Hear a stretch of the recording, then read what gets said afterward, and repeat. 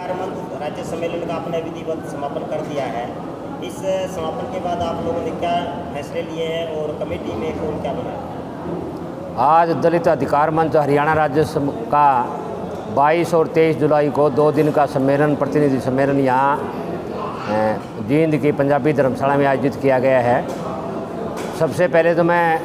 इस सम्मेलन की सफलता के लिए जींद के जो हमारे आयोजक हैं,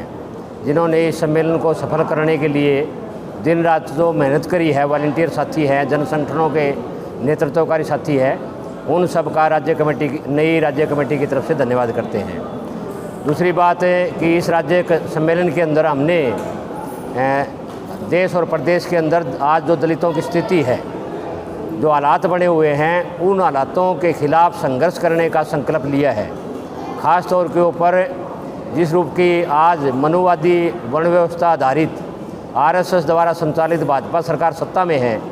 उसके आने के बाद के अंदर जिस रूप से दलित उत्पीड़न की जिस रूप ये घटनाएं बढ़ रही है, जातिवाद देखो पहले से भी मौजूद है, लेकिन उस समय के ऊपर कानून का एक डर था।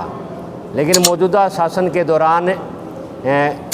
दलितों के साथ उत्पीड़न करने वालों के ऊपर कानून का कोई भी डर नहीं है,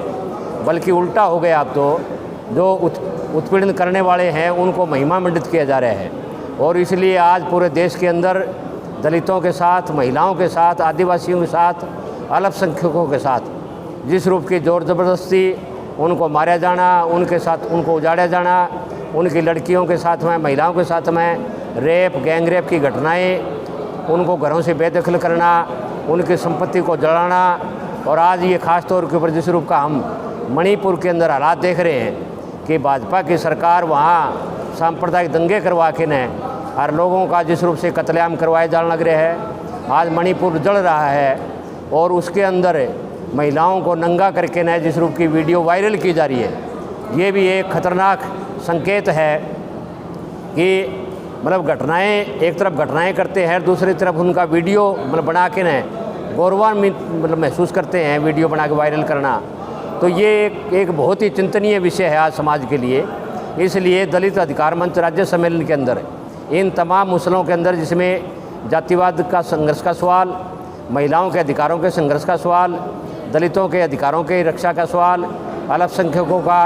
देश की एकता और अखंडता का, भाईचारे का, इन तमाम मुद्दों को लेकर है, जहाँ सामाजिक मुद्दों को लेकर हम संघर्ष आयोजित करेंगे, वहीं आर्थिक तौर के ऊपर जो आज हमारे अधिकार मारे जाने लग रहे हैं, संविधान के अंदर जो अधिकार आज हमारे,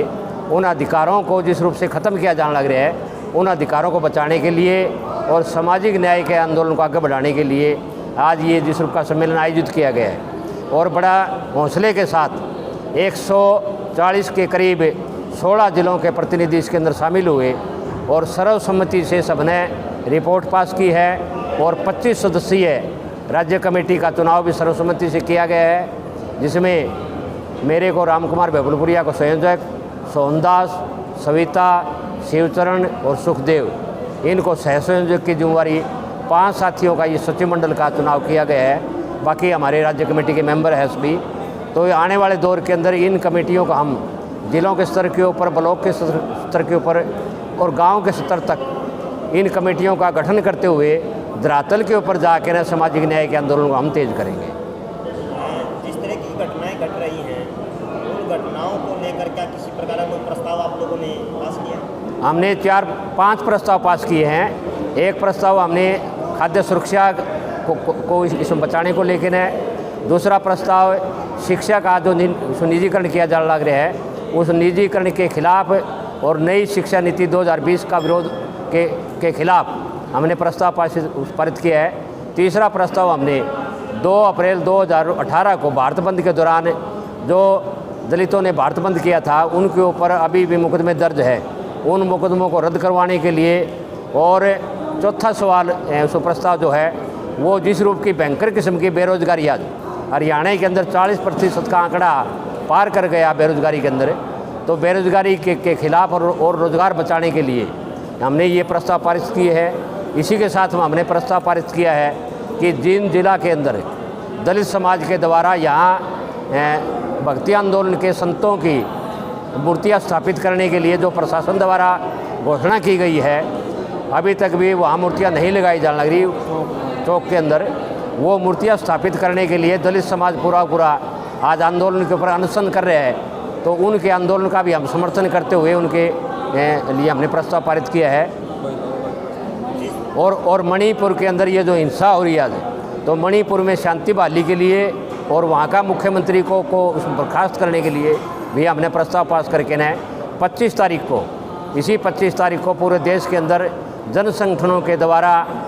मणिपुर के समर्थन में उसकी शांति बहाली के लिए आंदोलन विकसित के उसमें आह्वान किया गया है। उसके अंदर दलित अधिकार मंच हरियाणा राज्य कमेटी का एक कार्यकर्ता बढ़ चढ़ कर हिस्सेदारी करेगा। हरियाणा के अंदर काफ़ी दलित संगठन काम करते हैं, तो उनके साथ कैसे इतने बड़े सामंजस्य बनाओगे? आपकी क्या रणनीति इसके ऊपर? देखो, हमारी इच्छा ये है, हमारा प्रयास भी यही है कि आज जितना बड़ा हमला है संविधान के ऊपर, संवैधानिक अधिकारों के ऊपर, तो वो हमला रोकने के लिए कोई एक संगठन का उस बस की बात नहीं है। इसलिए हम अपील करते हैं कि जितने भी दलित संगठन हैं, चाहे वो किसी भी एंगल से काम कर रहे हो, तमाम दलित संगठनों से